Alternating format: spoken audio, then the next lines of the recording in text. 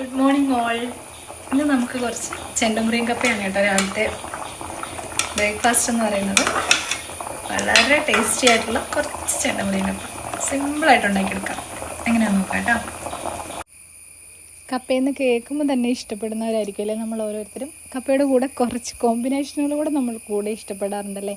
ബീഫും ചിക്കനും അല്ലാന്നുണ്ടെങ്കിൽ മീൻകറിയും ഒക്കെ ഭയങ്കര ടേസ്റ്റാണ്. അല്ലെങ്കിൽ തന്നെ കാന്താരി ഉടച്ചാണെങ്കിലും നമുക്ക് കപ്പ കഴിക്കുന്ന ഇഷ്ടമായിരിക്കും.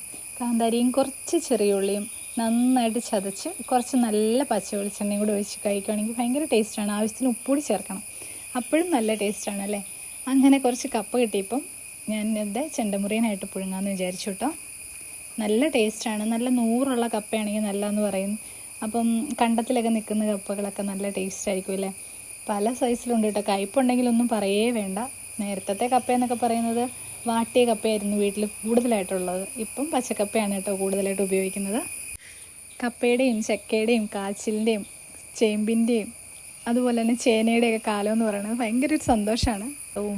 വാട്ടിയ കപ്പയും മീനും ഒക്കെ ഉള്ളൊരു കാലം ഉണ്ടായിരുന്നു. അപ്പോൾ കപ്പ വാട്ടിൻ്റെയൊക്കെ സമയമാകുമ്പോൾ നമുക്ക് ഭയങ്കര സന്തോഷമാണ്. പിള്ളേർക്ക് ഒരുപാട് ആൾക്കാർ കൂടും, എല്ലാവരും കൂടെ വർത്താനം പറഞ്ഞിരിക്കും, കപ്പ പുളിക്കും, അരിയും വാട്ടും, പാറയെ കൊണ്ടുപോയിട്ട് ഉണങ്ങും, അത് വീട്ടിൽ തിരിച്ചെടുത്തുകൊണ്ട് വരും. മഴ പെയ്യുമ്പോൾ അങ്ങോട്ട് വേറൊരു ഓട്ടം. അങ്ങനെ രസമുള്ള കുറേ നല്ല നൊസ്റ്റാൾജിക് കാലങ്ങളാണ് കഴിഞ്ഞു പോയത്.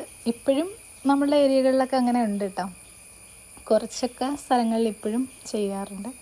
കൂടുതലും ഉണക്കക്കപ്പേനേക്കാളും പച്ചക്കപ്പയായിട്ടാണ് ഇപ്പം ഉപയോഗിക്കാറുള്ളതെന്ന് എനിക്ക് തോന്നുന്നു.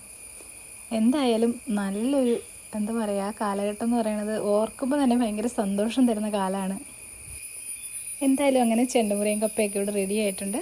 അപ്പം എല്ലാവർക്കും നല്ലൊരു ദിവസം ആശംസിക്കുന്നു. മറ്റൊരു നല്ല വീഡിയോയുമായി വീണ്ടും കാണാം കേട്ടോ. Thank you.